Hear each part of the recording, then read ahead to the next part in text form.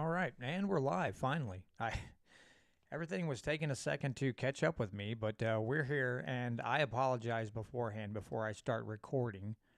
If I sneeze a lot, my allergies are just going ballistic today, and I've sneezed about 40,000 times. So if you hear my mic shut off suddenly, and you're watching the live stream, and you see me turn my head, it's because I'm having to I'm having to sneeze. It has not been a good time for that. In fact, it's sucked really bad. But anyway, let me start recording here, and then we'll get this show on the road.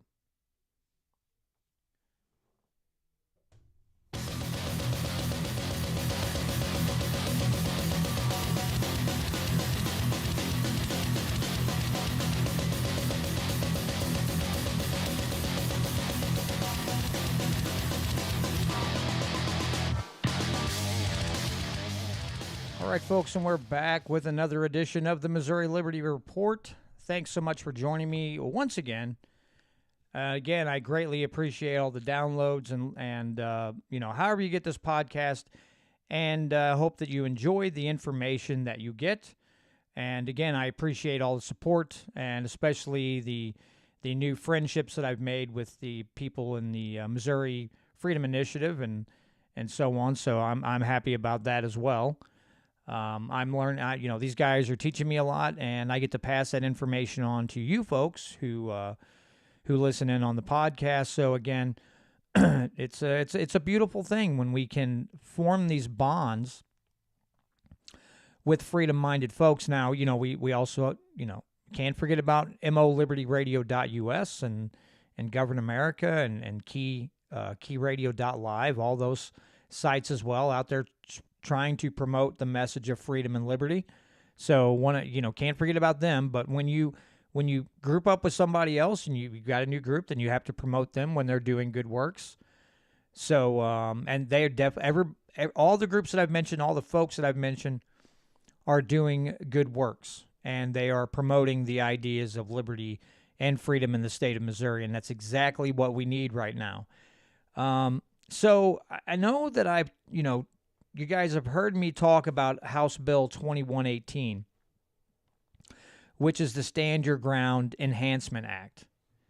And what I need folks to do, let me actually, because I'm silly and I didn't do it, let me pull up so I can read you off his number. And that way I can, and I'll put it in the comments section of my YouTube video, and that way you can get his number and you can call him and you can tell him that you want to see 2118 hit the floor and you don't care what he thinks about it. Basically, again, be as polite as you can, because if you come at them all sideways, of course they're going to ignore you. He's going to ignore you. But I think I can say this. He basically told someone that it's just going to sit there. It's not moving forward. He has no interest in moving the Stand Your Ground Enhancement Act forward through the House onto the floor and then onto the Senate. So what we need everyone to do, everyone that hears the sound of my voice, what I need you to do is call your reps and tell them that we want to see House Bill 2118 move forward. We do not want it sitting until the end of the legislative session and then just rotting in place. It's a good bill. It's a good, solid bill.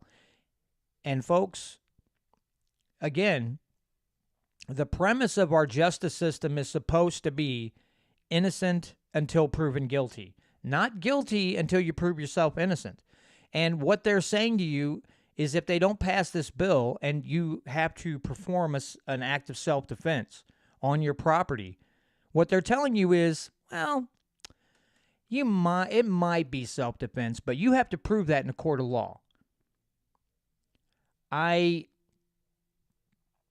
just drives me nuts, because politicians love to tell us. I mean, absolutely love to spout the lines, the key phrases, the rule of law. Well, if you don't if the foundation is not built on innocence until you're proven guilty, then how can they turn around and use this? We have to, we're based on a system of a rule of law and blah blah. Oh, they love to throw that key little catchphrase out there. But here in the state of Missouri, we have reps who apparently don't think along those lines. Now, of course, there are law enforcement agencies like, I think, chief of police associations, maybe sheriff's associations, prosecuting attorneys who don't want to see this bill go through.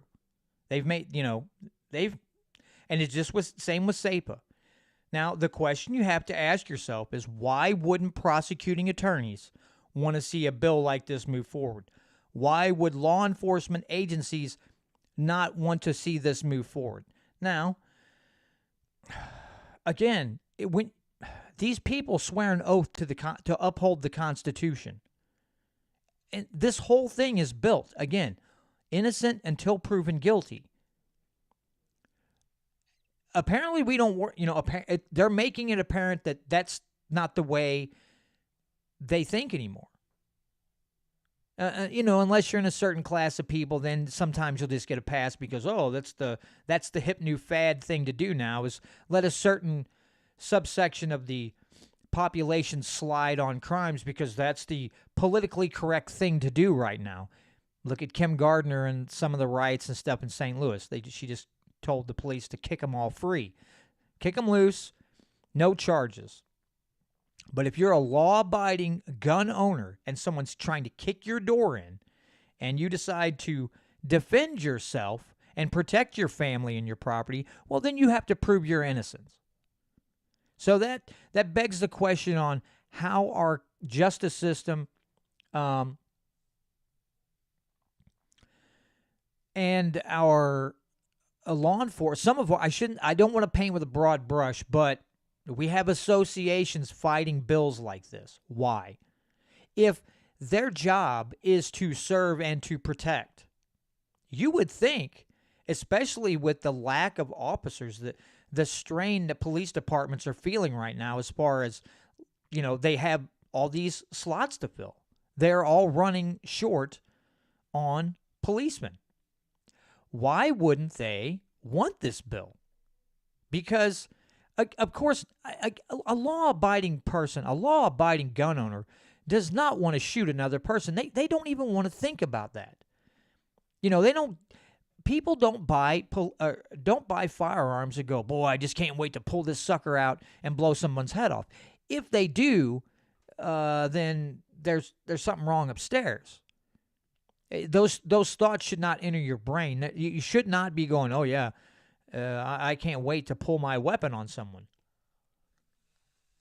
That's as a law-abiding person, someone who cherishes freedom and liberty. You should not be saying, oh, man, I can't wait to pull my gun. You should say, man, I hope I never have to use this ever.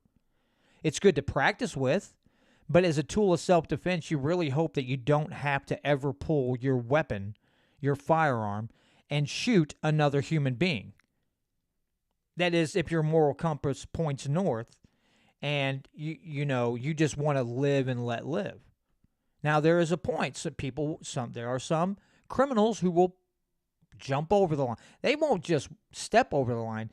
They'll run back about 20 steps and jump over the line, as in kicking your door in or trying to carjack you, something that affects your life and your property.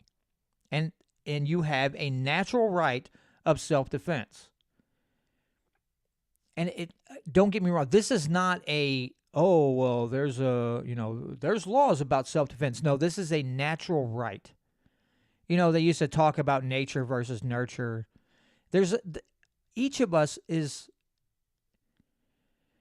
has this inner, instinct to protect ourselves. You should have that instinct to protect yourself. That's a natural thing given to us by our Creator. Okay? So when a politician or somebody in a some group, some association says, you don't need that law. What they're telling you is, they're lying to you. Depending on the area that you live in, if you live in a heavily populated area, it could be 5-10 minutes for law enforcement to show up. So I think the question we should ask them is, okay, so let's say now that you're making me leery of, I'm not going to be leery of protecting myself on my own property, but some people might. So the question you have to ask them is, okay, so then you have to promise me, if I call you as someone's kicking my door, and you have to promise me, absolutely, you will be there in time to stop the criminal act. And they won't. They won't. And they can't. There is no guarantee. So this is inherently important. It's so important that you maintain the ability to be able to protect yourself without the thought of, oh man, am I going to get sued for this? Am I going to jail for this? What's going to happen to me if I shoot this other human being who has, went against the non-aggression principle and decided to come onto my property to either take my life or take my things that he has no right to, because his rights end where your rights begin, which your property line. Their rights end when they cross onto your property line. So and again, yes, there's constitutional, and we have the Bill of Rights in the Constitution. This isn't a constitutional issue. This is a natural law issue. And what governments love to do is they love to take away, not only, they like to tinker with the Constitution, tinker with the Bill of Rights, and try to, say, oh, well, it's this way when it's the opposite. But they also infringe on your natural rights. And that's what we have to start looking at this as. We have to start looking at it as natural rights. Ganai says, this goes further than firearms, any means of self-defense. We here in Missouri are under zero obligation to retreat our property. Yeah, that's absolutely right. We have no obligation. And that's another thing. That's something that you should ask your rep. If they're not going to back this, maybe you should ask them. So you think if someone kicks in my door, I should just run out the back of my house? I should retreat my property because you don't think I have the right to self-defense? So are you telling me the criminal has as much right to my property as I do? Is that what you're telling me? Sometimes you have to be blunt. Sometimes you have to ask these questions. Put them on edge. Fire shots. Not shots. I'm just saying, throw the verbal jabs. Do you believe that a criminal has as much right to my property as I do? Because if they do, they need to leave. You need to vote them out. You should relieve them of duties at the end of their term. Because that is not a freedom-minded representative. That is someone who thinks that they're smarter than you, and they have this mamby-pamby, bleeding heart, hanky-stopping, hand-wringing mentality. Oh, well, they're people too. Of course they are. But when someone crosses a boundary line, which is your property, and think they have the rights to your things that they don't have, and they think that's okay, then someone needs to go have their head examined. Now, of course, this is a byproduct of Marxism, because when you have things like you don't have personal property anymore, because according to Marx, personal property is an awful thing. No one should own property. So they're trying to remove that, but that also creates a sort of chaos. And Marxism breeds in chaos. Marxism has to have chaos in order to survive. It is a virus. Marxism is a virus. Just like if your immune system's in a chaotic state, you're more likely to get, a serious illness like cancer or something like that, or other health conditions. Same thing. They need the chaos, in order to sow the seeds for communism and Marxism. And so this is what they enable, in essence. Now, some of them don't realize they're doing that, but they are. When they're trying to, because your personal property is the thing, it's the foundation for liberty. If you don't own anything, how are you supposed to be free? How are you supposed to be able to have any liberties, to make any choices, if you own nothing? If you're dependent on the state to give you permission to even have a residence to live in, a roof over your head, maybe an automobile to drive, of course you are no longer free. You are just a slave. And I mean, Ganai says, read The Naked Communist. I mean, read the Communist Manifesto. It's all right there. The 10 planks of communism. It's all right there. We're already in the entering stages. We have a progressive income tax. We have a central bank, the Federal Reserve. We have all these things. So we're already several steps in, folks.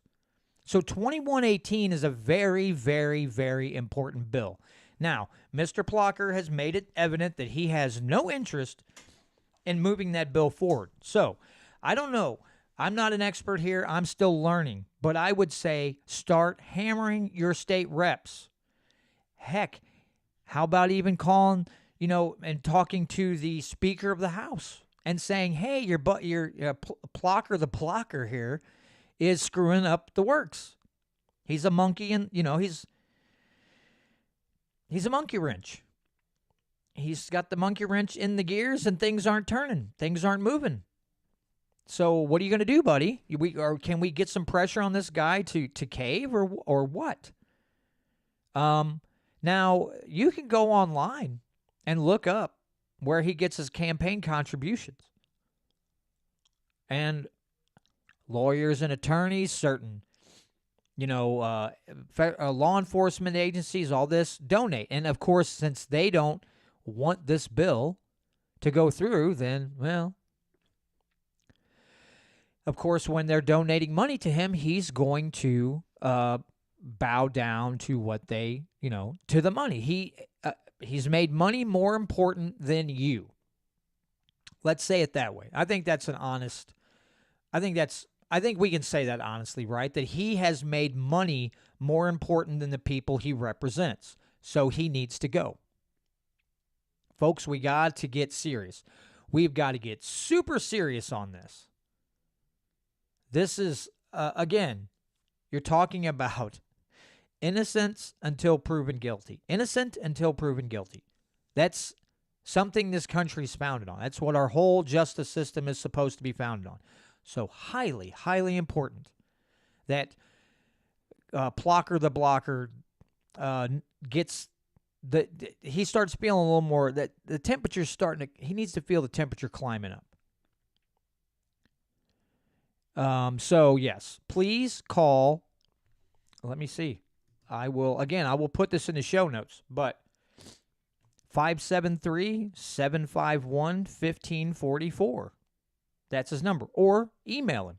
Again, if you come into the show notes or the comments, the description section of the video, of the video on YouTube later on, I will put that in the comments section. And please, please, please continue. I know we got several people already doing it, but I need my listeners to do it as well. And also, I would invite you to look up, and I that's going to be in this. I've already got it in the description section. The Missouri Freedom Initiative's YouTube channel is in my description on this video. And I would encourage you to join us on Thursday nights and Sunday nights at 6:30. I'm sorry, 7:30. My bad. I don't want to tell you the wrong time. 7:30. Listen to what Casey, Rich, Patrick Holland, Caleb, Voodoo Queen, some of these, just Ganai, Triple T Tony. There's so many people that join in. Robert Smith's there. or what? Oh my God, Casey Pemberton was in there. I was so happy to see him in there last night, Thursday night. It was great to hear him. These are guys that I've interviewed, Robert and Casey. I think you'll agree that they're both viable candidates. So if you live in their district, please consider voting for them. I'm not going to tell you to do it, but listen what they have to say. Both freedom-principled people. Yes, and because, thank you, Patrick. This week, instead of doing a live stream on Sunday night, because of Easter, they will be doing it on Monday night. Just this week, and then any other week, unless maybe there's a holiday, it'll fall on Sunday and Thursday. 7:30 both nights. Just look up Missouri Freedom Initiative on YouTube. Again, the link to the channel will be in the description of this video on YouTube. Just look up Missouri Liberty Report on YouTube, and you'll find the link to their channel there. Please, please, please join us on Thursday and Sunday nights. Again, this will help my listeners get more educated. Even they do a better job than I do, because I'm still kind of scratching the surface here. These guys have been doing it way longer. They understand these things better. So I try to relay the information to you as accurately as I can. I do the best that I can, but Patrick, Casey, Caleb, and the rest, they can really, really guide you through this and help you understand the stages the bills are in, what's going on with them as they get their information, if they get their information because of the budget and because of redistricting fights in the House and the Senate. They've hogged up so much time. So this is why I'm pounding on this. This is why Patrick and the rest are pounding on this, because we don't have a lot of time left in this legislative session. So it's important. I will run down the list of bills. Again, I'm going to have all these bills, the links to the bills, in my description section for the video tonight. House Bill 2704. Remember, I had Christina Thompson on. We talked about this. The legalization of recreational marijuana. Make no mistake, this is the best option. Absolutely. Ron Hicks's bill here is the absolute best option for decriminalizing marijuana and expunging the records of nonviolent marijuana offenses. And here's something else. If you didn't hear that interview, here's another important fact, because right now under medical marijuana, if you want to grow plants, you have to have a license that's in plain sight. The Department of Health and Social Services can show up at any time and inspect. House Bill 2704, you can have up to 12 plants, no license required, no surprise inspections. Takes the Department of Health and Social Services right out of it. So, very, very, very important bill. Then we have HB 2118, which is the Stand Your Ground Enhancement Act. Then we have 2009, House Bill 2009. This is Susie Pollack's bill. This gives parents the ability, religious exemption or conscientious exemptions to vaccinations for kids going to school. Very important. In fact, this bill requires that they have the form up on their site that you can download, and you sign, you print your kids' names, you sign your name as the guardian, the parent, whatever, and you say, I don't want them to have these vaccinations. You hand it to the school. That's it. That's it. So HB 2009, very important bill. 1992. I got to look at this one because my dumb butt forgot what. Okay, yes, that's what I thought it was. This is the bill that says, no sales tax on groceries at the grocery store. All food at the grocery store will not have a sales tax put on it. And with inflation the way it is right now, folks, I mean, how in the heck would you not support something like this, right? Good Lord. And then we have House Bill 1613.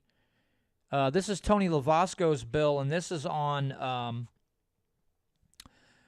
oh, good Lord, what's the technical term? I'm having a brain fart day today, so please excuse me. But this goes over Son of a gun. Asset forfeiture. I knew it'd come to me in a minute. I knew it'd get there in a second. Asset forfeiture takes that away. Now, there's a comma inserted in there somewhere. But what we're trying to do is get it to the floor and then perfect the bill on the floor and move it through. That's what they're trying to get done. That's what we're trying to do. So please think about all those bills. And again, if you go to the description, the video description, all links to the bills will be there.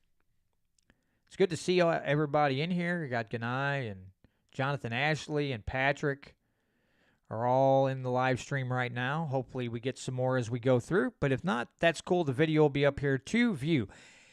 Here's a puke piece. I know it's not a very kind way to put it, but this is a puke piece. Okay, this is an opinion piece I found at the Missouri Times. And this is written by Thomas P. Schneider, who is a former mayor of Florissant. And it says, on February 22nd, I traveled to Jeff City to indicate that I was answering the call of retired Senator John Danforth for an independent centrist candidate to challenge the polarization between the radical Republican right and the radical Democratic left. I now officially exit this quest to advocate for a more reasonable approach to governing. I wrote Senator Danforth to say that all of my 40 years of elected service were nonpartisan. My approach to public service was always pragmatic, and we achieved results by consensus building for progress. We focused on and put a priority on what was in the best interest of the people rather than worry about political capital. I appreciate all the encouragement that my supporters have expressed to me over the past 6 weeks who have volunteered to assist with collecting the 10,000 signatures required for an independent candidate to be on the November 2022 ballot. Since my announcement, the world has changed with war and uncertainty. I do not want to be a distraction. Now, here comes the part where if you've had anything to eat, you're going to have problems holding your food down. So, in the past weeks, it had become apparent to me that there is already a Republican in the U.S. Senate race who has demonstrated the kind of pragmatic leadership that is the opposite of his bombastic, self-serving, extremist opponents who say anything to gratify their radical base. Are you ready? Senator President Pro Tem David Schatz. Gas tax Schatz. Can you believe this horse crap? Has had the courage to be a leader for Missouri's progress, and his integrity has enabled him to be a guiding light in a divided state. In just the past few days, I welcomed the arrival of a fresh candidate for U.S. Senate on the Democrat ticket who I believe shares the centrist views that I have. Trudy Bush Ballantyne's message announcing her candidacy for U.S. Senate resonated with me. She believes that Missouri communities are strong, but our politics is broken, and that it is even worse in Washington. She advocates for exchanging ideas with honesty and integrity and embracing politics that put people first. People, this is the... Oh, you know how hard it is sometimes to just not throw up, to not... It's the same tired... This is just Politics 101. Those exact words. Our communities are strong, but our politics is broken. And that is even worse in Washington. Duh. I love it when these people chirp with this stupid. It's this stupidity. Lady, we know that. Washington is a lost cause. Washington, D.C. is a lost cause. You're not going to go in there with your honesty and fix it. And anybody with more than 2 brain cells to rub together should know that. There is absolutely no freaking way that's... Oh, my God. It almost blew a head gasket. It's the dumbest thing I've heard.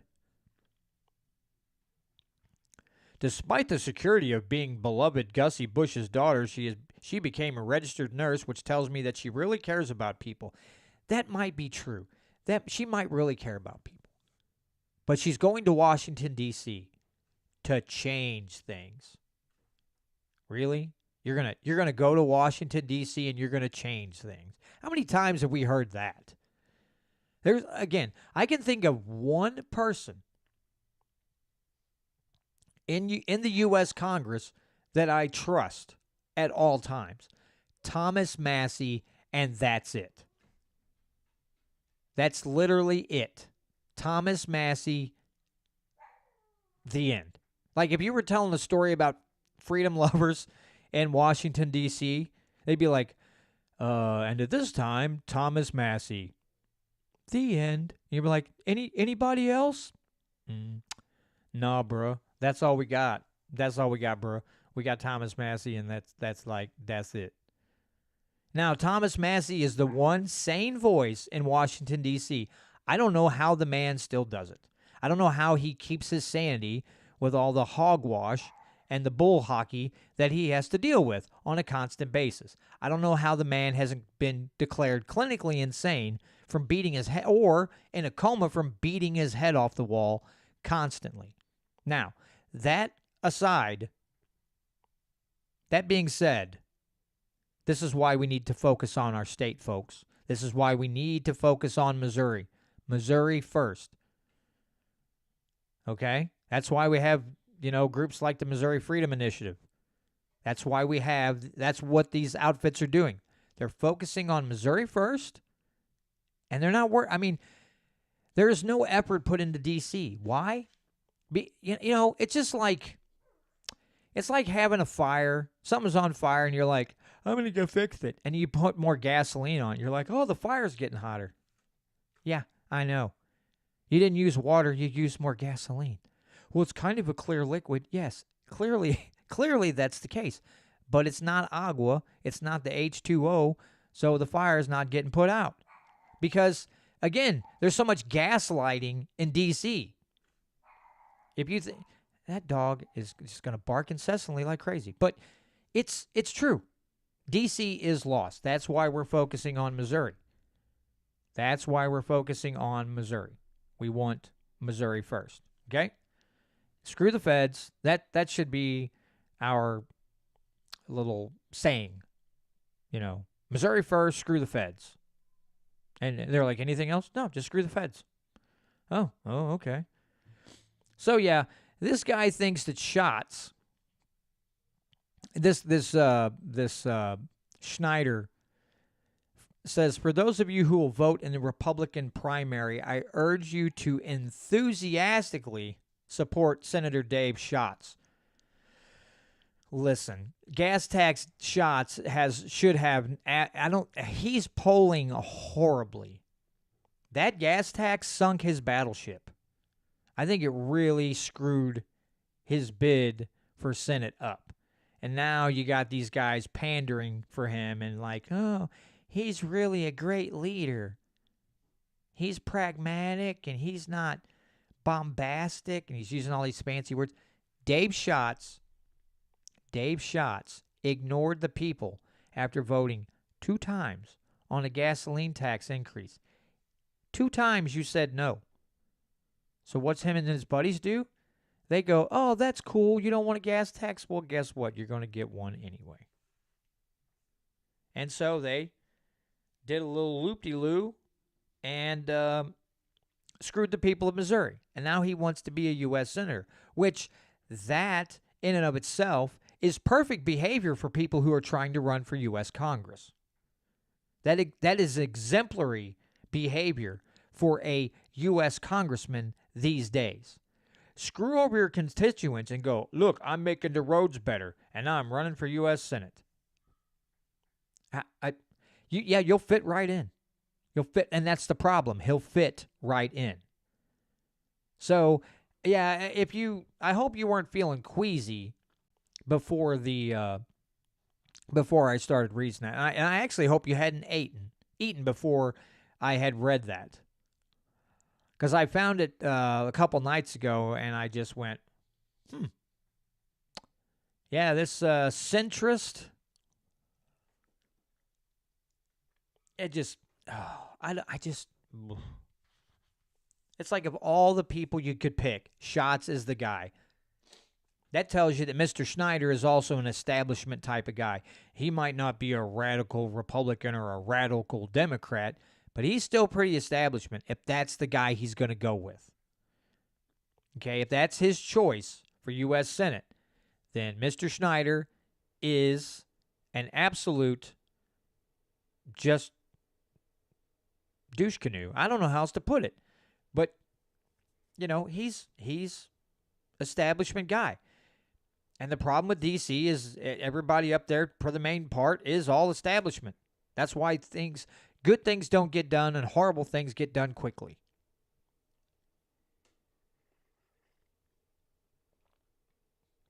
And, I don't know how else to put it. That's pretty much it.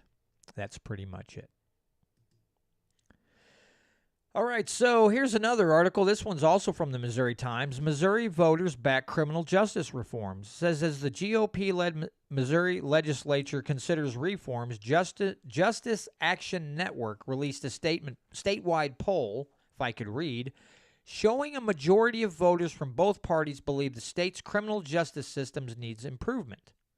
Duh. We were just talking about that, right? The poll conducted in January among likely Missouri voters found broad public support for keeping people out of jail while they await trial for low-level offenses, and for removing barriers for people with criminal history through measures such as automatic record expungement so law-abiding citizens can begin to earn a living.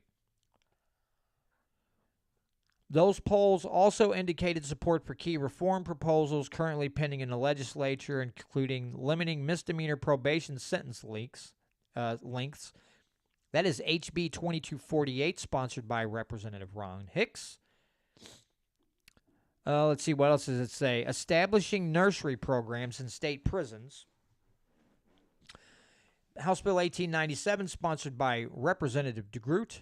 And Senate Bill 834, sponsored by Senator Tony Luke DeMeyer, and limiting bench warrants issued for traffic violations, HB 1702, sponsored by Representative Lane Roberts.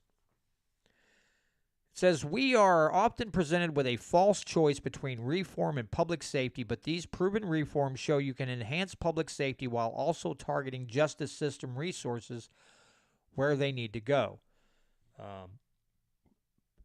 Katie Singerfield, a criminal justice reform advocate, said, voters want the legislature to keep people out of jail for low-level offenses, break down barriers to reentry, and make it easier for people who have made mistakes to turn their lives around and contribute to their communities once again.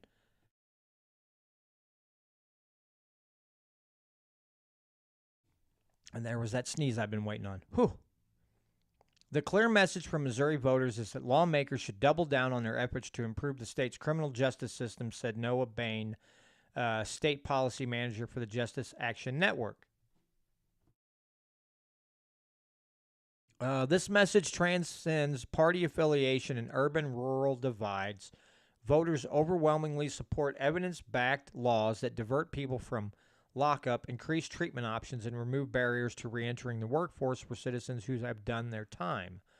The poll found 72% of voters in Missouri, including two-thirds of Republicans and nearly three-quarters of victim households, support allowing Missouri residents with less serious criminal records who have remained crime-free for a period of time to seal or expunge their records. In addition, most Missouri voters, including the vast majority of Republicans and victim households, support keeping people charged with minor crimes like trespassing or intoxication, 79%, or misdemeanors, 72%, in the community while awaiting trial rather than holding them in jail. Individuals supported several proposals currently under consideration by the legislature. For example, Hicks's bill would limit the length of probation for low-level offenses. The poll found 64% of voters in Missouri, including majorities from both political parties, and 84% of law enforcement households support capping probation sentences for misdemeanors and ordinance violations at 18 months. In addition, Roberts is sponsoring legislation that would eliminate the practice of issuing bench warrants for failure to appear in court for traffic violations and failure to pay traffic fines. This issue is supported by 58% of voters surveyed and is particularly salient for those in rural areas. The poll was conducted by landline and cell phone from January 15th to 18th. It had a margin of error of plus minus 4.4%. So, I mean, interesting. Don't necessarily have a problem with that. And again, this is why Representative Hicks' bill, House Bill 2704, is so important. Because this will, we will stop putting people in jail for possession of marijuana, of a plant. We will stop putting people in possession, or stop putting people in jail for possession of a plant. And there's absolutely nothing wrong with that at all. I do like that. That's good. That's good stuff, right? I think we can all appreciate that. But, we've got to get past something else that we've got to get past is the fact that we have too many law enforcement agencies in these cities, especially in metropolitan areas, that are being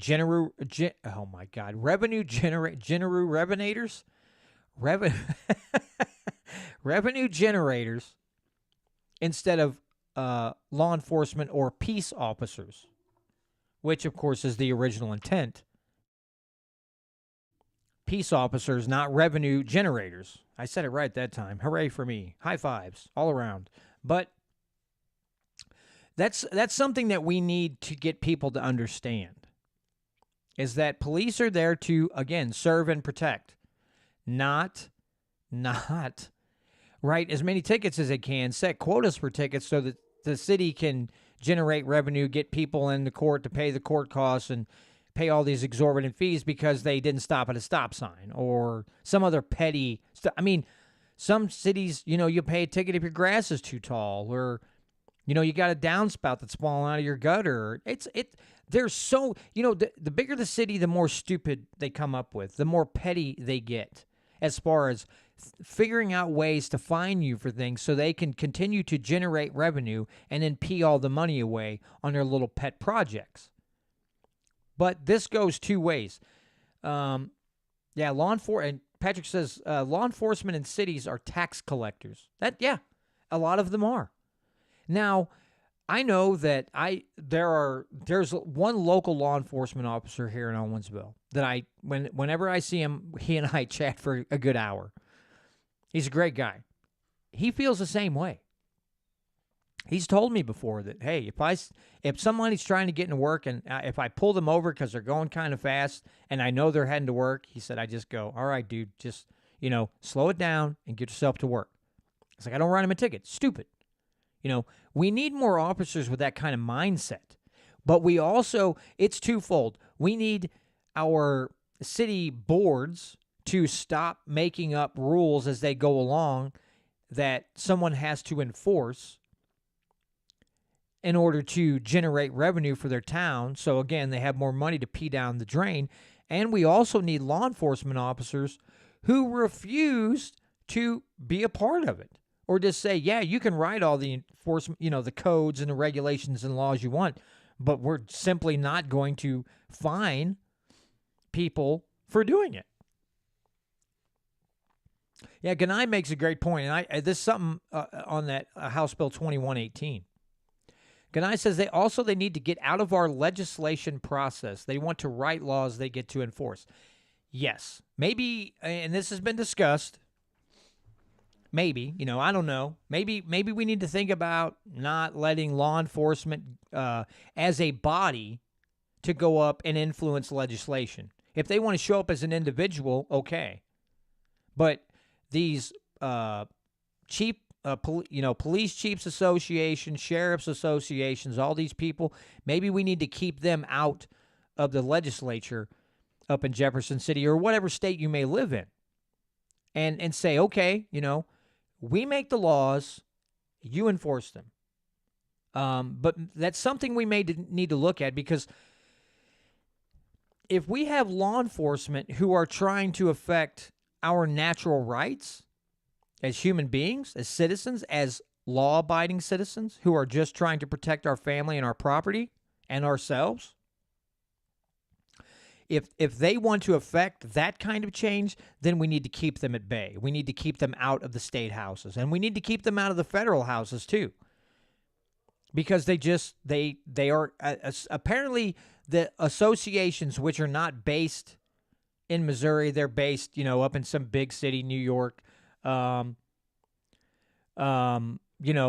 might be based in D.C. Well, why the heck are they in our state trying to influence lawmakers into saying, hey, don't pass a bill where people are innocent until proven guilty? That just tells you they're not they're not coming from a constitutional law enforcement or peace officer mentality. They're coming from a tyrannical big government mentality. It tells me they want to be at the top rung. I think I told my wife this morning, it's like it's as if they feel like if these things pass that they become irrelevant, like they're not as important. Now, this is caused by many things. This is caused by legislation and allowing them in the state houses to affect bills or write legislation. That's number one. Number two, and I've stated this multiple times, I think part of our problem is that we paint with a broad brush and call all law enforcement heroes. If you serve as a law enforcement officer or a peace officer, as you should be, peace officer, not law enforcement, peace officer, you're automatically a hero. And that has gotten us into trouble. We have to stop, because someone picks a line of work, to stop calling them heroes automatically. There are cities with police unions who will protect people. They will protect officers who clearly have stepped over someone's constitutional rights. In fact, they didn't step all over them. They stomped all over them, peed on them, and then set them on fire. And they're like, oh, you can't fire that guy. Give him another chance. We have all these things. But I think it lends to the fact, I think part of that comes from the fact that we just say they're heroes. They're automatically heroes. But as Ganai said, which I was just getting ready to say, they are an arm of the government. They are an arm of the government. Now, again, I don't like painting with a broad brush. I don't like saying all officers. I think most of them are pretty good, but we do have some that are egotistical. They think they can just do whatever they want, and good cops will stand up for them. And we need to have the good cops need to say, no, bro, that's not the way this happens. You can't pull someone over for running a stop sign and then run their head into the stop sign. That's not, that just goes against everything that you were supposed to be taught. That goes against natural law, that goes against the Constitution. And they're, some of the people in the live stream are bringing up qualified immunity. That's got to go. I'm sorry. Sure, if you shoot someone, if there's a criminal who tries to kill you at a traffic stop and you shoot them, you did your job. That's you were natural law. You protected yourself, okay? But if you're going around trampling everyone's rights and these cities are like, can't do nothing, they got qualified immunity, that's got to go. Qualified immunity has to end. It has to end. We all understand that there is an inherent risk being a police officer. You'd have to be senile and naive to say, oh, there's no risk, because you never know. You might pull over a car and that guy's having a super bad day and he's like, I ain't going to jail today, bruh. And he starts firing shots or he attacks. Okay? There is that risk. That's been a risk. That's been a part of becoming a police officer. Not to mention the fact that after there's been Supreme Court decisions, and I can't remember that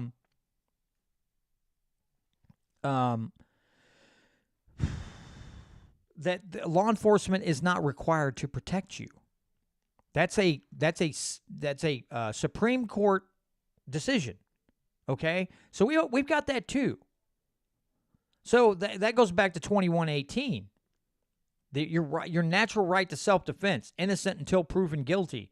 If the Supreme Court says, yeah, they don't have to protect you, then what the heck are you supposed to do? Just retreat? What are we all, French? I surrender. That wasn't a, I surrender.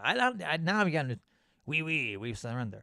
But anyway, I digress. But, and that's not to throw shade at all French people. It's just, that's just a joke about the French. And I said it, and I'm not sorry. But anyway, so if the Supreme Court has ruled that cops don't have to protect you, then why, we actually really need House Bill 2118 to go through in the state of Missouri. We really, really, really, really do. Ganai says, at the committee hearing for 2118, a gentleman from one of those organizations in his testimony said they would sit down with Jared Taylor to fix 2118. Of course they would. Of course they'd, quote unquote, fix it. Yeah, they'd shred it. They'd ruin the bill. That's how they'd fix it. There's another word that starts with F that I can't say on the radio that they would it up. But they are not fixing it. That's stupid. That's a stupid thing to say. But we get what he's saying. And he's from one of those law enforcement organizations. One of those, we're just here. We love the people we serve. Really? Do you? Do you really love us? Do you? Do you really? Come on, man. I'm in the words of Joe Biden, come on, man. That's not right. Clearly they're not looking out for our best interests. So I would, because they love to call and ask for donations, I would ask all my listeners to not give them money anymore, to literally not give them 1 penny more, because you're seeing what they're doing in our state. They're trying to take away your natural right of self-defense. I mean, they really are, without you going through some court case and having to inject self-defense into the trial, a jury trial, because you defended yourself on your property. Stop funding them. Send them a message. Vote with your dollars. That's what we tell people all the time. Vote with your feet. Vote with your money. Vote with your money. Don't give because there's a lot of people that give to these associations. You see the little stickers on the back windows, or you used to see the stickers on the back windows of cars all the time. Do not give them any more of your money. If this is the way they're going to treat you, like you're a criminal, they're literally treating you like a criminal. If they're fighting you on this, if they're fighting the state on this and they're trying to fix it, they're treating you like a criminal. And that's not what a law enforcement officer does. So cut the funding. Send a clear message. A, we don't like what you're doing. We don't like what you support. And B, please stop going in and trying to fix things that aren't broken. Because that's literally what this bill is. Not broken. This bill is great. Beautiful. So please tell, Sergeant Schmuck from the Sheriff's Association to keep his dirty little feet out of the state houses and quit trying to fix things that aren't broken. And what's Sergeant Schmuck? This is Sergeant Schmuck from the Sheriff's Association. Say that 3 times fast. I can barely say it 1 time without stumbling all over it. And then you have Captain Chaos from the... Now, how would you say that? Yeah, Captain Chaos from the Chief of Police Association. But anyway, yeah, we have to keep law enforcement out of our state houses and influencing lawmakers against bills that, actually help us retain our natural right to self-defense. It just seems a little funny. Seems a little shady. That's all I'm saying. That's all I'm saying. It seems a little, just a touch on the shady side. And, maybe that much shady or that much shady. Just a lot shady. Like you're just sitting in a forest and all there is trees and you have to squeeze between the trees. That's how much shade there is. That's how shady they are. You can't even see the sun. No light is, perforating the leaves and the branches. And you're just like, I'm in a black hole. Yeah, it's the black hole of BS brought to you by law enforcement organizations who are telling you that they are there to serve and protect you, and they're taking away your natural rights. And it's just like a magic show. Ta-da! Jazz hands. It's It's just one of those things, folks. Again, we have to get serious here. Playtime is over. Plocker the blocker, he's doing his thing with his bill. HB 2704, they're kind of hem-hawing around.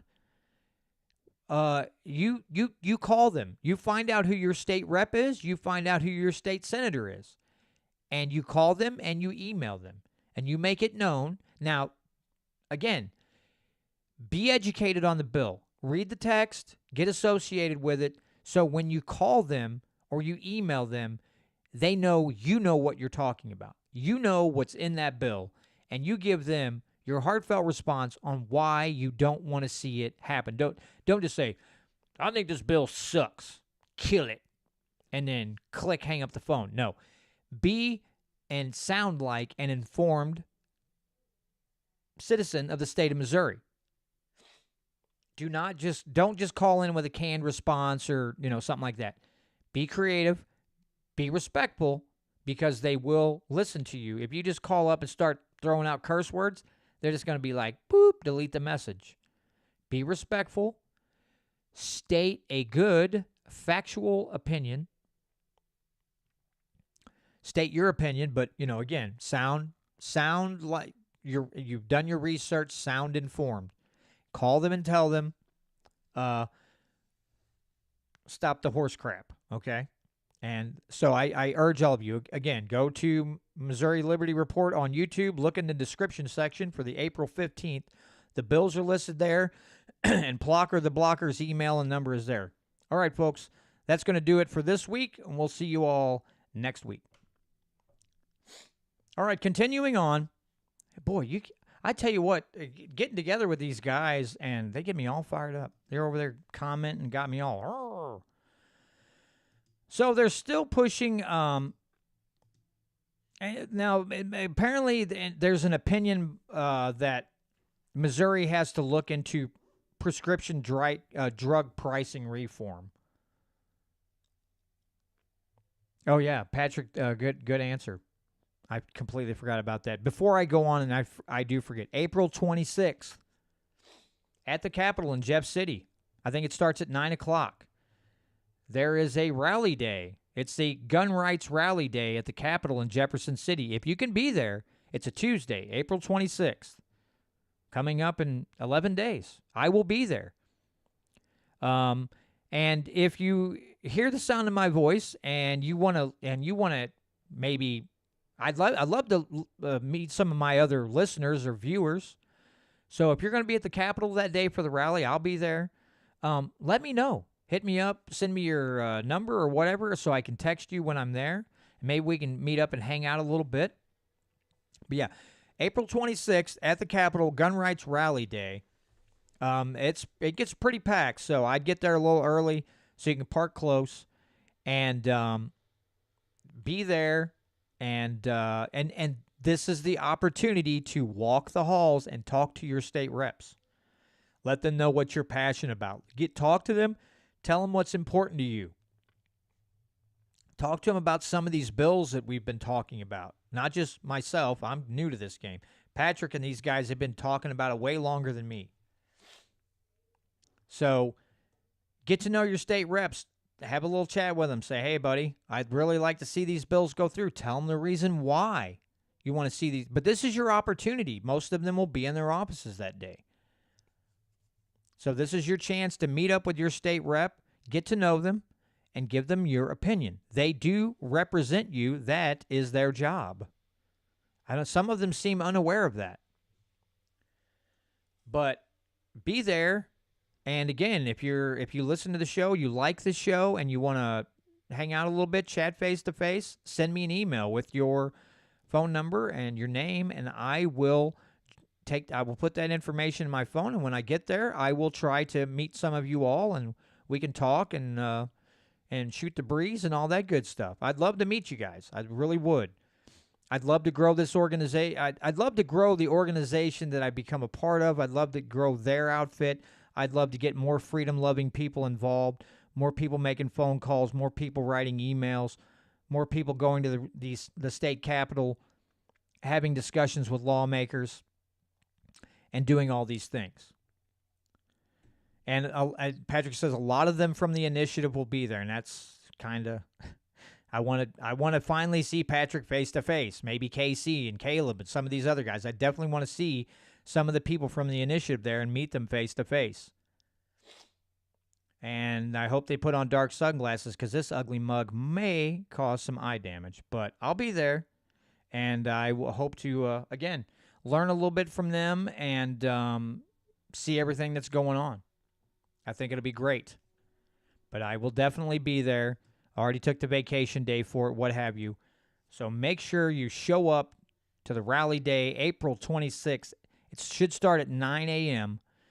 Be there, and let's show our elected officials who work for us that we mean business and that there are things that are very important to us. Okay? That's what we need to do. So, again, looks like people think that Missouri should have some kind of drug pricing reform. And this is someone thinking government needs to get involved in medications and the whole lot. And it drives me freaking bananas. These people don't have a true the government is the reason prices are so high. Government and big pharma are already in bed together. Why would you get in bed with them more?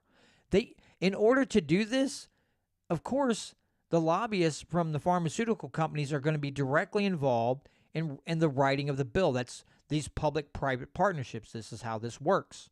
Why do we want government who's already in bed with pharma? They lobby every state house in every state, plus the Congress, our U.S. government. What do they think they're going to accomplish? They think they're going to bully around big pharma. It's not going to happen. Here's my thing, okay? We had a chance. We had a chance when the Affordable Care Act was put into place. We had a chance, okay? We had a chance of writing one law. Okay, maybe I shouldn't say we had a chance. Maybe that's the wrong language to use. We could have done one thing. We could have done one thing. And that is we could have written a law that said, hey, you can buy insurance from across state lines.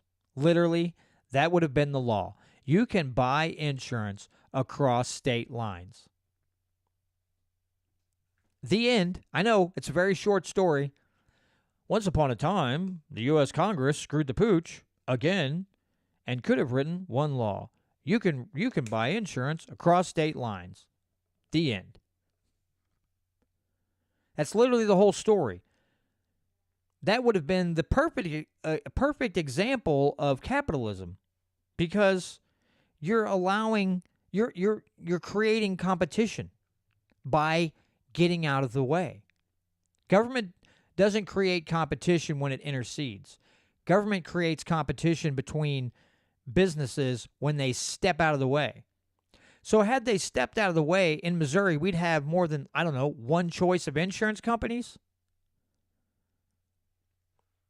Again, this is what government does. When government becomes a middleman, the amount of players in the game, those numbers go down. You lose choice. The only way you'd have a choice is if they mandated so many choices. But the prices are necessarily going to increase because the middleman's involved. They've got their hands in everyone's pocket. So, trying to fix the drug prices, it's not going to work. It will not work. What will probably end up happening is your choice of drugs will probably go down. The amount of generics and stuff that you'd have the ability to get, they'd probably go down. Because in order for the pharmaceutical companies to, ensure their profits and everything, you're going like, okay, that's fine. But let's say you have Parkinson's. You're only going to be able to get this drug. That's it. Maybe two. If those two don't work for you, oh well, go talk to your government. Go talk to go talk to your representatives who thought they should intercede on your behalf, who thought they should inject themselves into this situation even more than they already have. And if that's the outcome you want, that's the outcome you're going to get. Again, these bills are all based on, they don't look at the outcome. They only look at God, I always forget the freaking word. The intent. There's intent, and it might be good intent, but what's the actual outcome? What's the actual outcome of a bill like this? They don't look at it. The smart ones do. The ones who care about freedom and liberty, they'll look at the outcome. The people who aren't that smart, that just want to see like, ooh, look what I did, they look at intent. They do not focus on outcome. That's why everything's so screwed up right now. We have a lot of laws based on good intentions. No thought about the outcome. Why? Because it got them political. They'll hide the numbers. They'll fudge the numbers. They'll delete the data, or they'll redact the data and say, look what I did. I did this. I created this law to help you out. And if you take a deep dive, you'll find out that, that's not the case. They screwed the pooch. Yeah, Ganai says Missouri's health care is already in bed with the feds. Of course, yeah. Why do we want the state to get more involved? Oh, God, I love that these some of our state reps are just clueless. Or they know what they're doing and they don't care because, again, they're scoring political favors. And that's just, that's a puke-inducing thing. When a state rep says, "Hey, I'd like to," as I'm here, I'm from the government and I'm here to help. You start dry heaving. You should start dry heaving. Should make you physically ill. Should make you want to throw up on your shoes to hear a government official say, "I'm from the government and I'm here to help." I know that's in a Ronald Reagan line, but it's true. He was right. That's the words that you do not want to hear. What you should want to hear is, "Hey, I'm your representative and I'm trying to expand your freedom. I'm trying to get government out of your way." That's the words that you want to hear. Not from, "I'm a state rep in district blah, blah, blah, and I'm here to help you." No, you're not. I don't want your help. What I want you to do is what your original intent was, is to protect my freedom, not infringe upon it, not trample on it.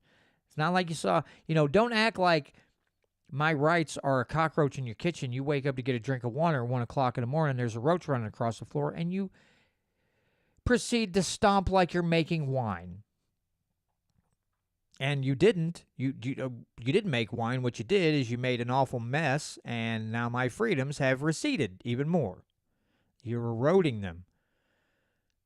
That's all I ask, for you not to be some kind of sick weirdo, okay? That's all I ask. That's all I ask. So anyway, with that, I'm running out of steam, folks. It's been a long day. I did get to go out and do some photography today. I went to Eagle Bluffs in Columbia, Missouri. Guess what I didn't see? I didn't see any eagles. I saw a lot of white pelicans. I saw some herons. I saw all kinds of ducks. A few what I consider Canadian thunder cobras, Canadian geese. No eagles. And I thought they were supposed to be on their nest by now, protecting their eggs. Went by 2 nests. No eagles. None of them in the air. None of them around the water. It's like they know I'm coming, and they're like, this dude trying to take our picture. I'm out. See you. Let me know when that little gray car is gone. We'll come back. Like they got the pelicans are their scouts, or the ducks are their scouts, or something. Something shady was afoot at Eagle Bluffs today. But I got to get out with my camera, and that, my friends, for me, is my stress relief. I'm just putting around in a car up the roads, stopping once in a while, sticking the lens out the window because I'm lazy. Of course, we get out of the car and you start approaching them, they decide to go the other direction. So it's not very beneficial for you to get out of the car. Now, eagles you can, because they see people all the time. They're like, "Hey, that dude's looking at us." Okay, whatever. But the ducks and the pelicans and the herons and stuff, that yeah, they don't want you like approaching them. That makes them feel a little bit uneasy. But anyway, I was originally going to go into work today for a few hours and didn't really have anything to do. And I thought, you know what? I need stress relief. So I took the camera and a tripod and some lenses, dropped my wife off at work, and I spent about, I don't know, 3.5 hours or better at Eagle Bluffs. And I just, all the stress by just focusing on wildlife and nature, stress level just dropped right away. I'm telling you, folks, if there's two things in this world that relieve my stress, it's going fishing, bass fishing, or taking the camera and just either walking a trail or going to Eagle Bluffs and trying to find wildlife. That is my therapy. Everything else that's screwed up in the world goes away until I get back in the car and start driving back home, and then it kind of kicks back in. But anyway, so to those of you who watched the live stream, Patrick, Ganai, Jonathan, Ashley, thanks for joining. Thanks for the comments. And to those of you at molibertyradio.us or governamerica.com, or those of you who download from the many places you can get this podcast, I thank you again for listening. And again, if you're a downloader, please check out molibertyradio.us, governamerica.com, keyradio.live. Also, again, go to YouTube, look up Missouri Liberty Report. Go to the description. You will see the links to Patrick's Missouri Freedom Initiative, to their YouTube channel, and you will find the links to all the other sites that I tell you about, and to all the bills that I briefly discussed in this podcast. And again, you can go to house.mo.gov or senate.mo.gov, and you can look for your state rep there, and you can call them. It'll show you their email.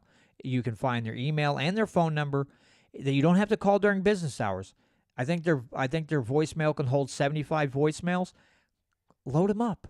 Get your friends. Get your family. Those of you who are passionate about freedom and liberty in Missouri, call your state reps. Tell them about these bills.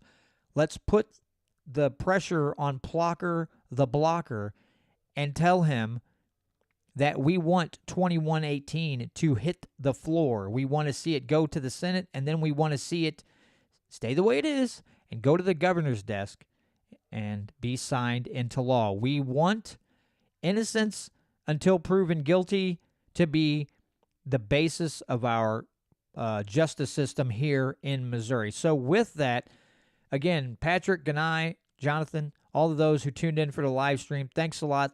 And Patrick and Ganai, especially for what you do as far as promoting freedom and liberty and the work that you do to address our lawmakers and try to make headway with them and work with them to get these important bills passed through.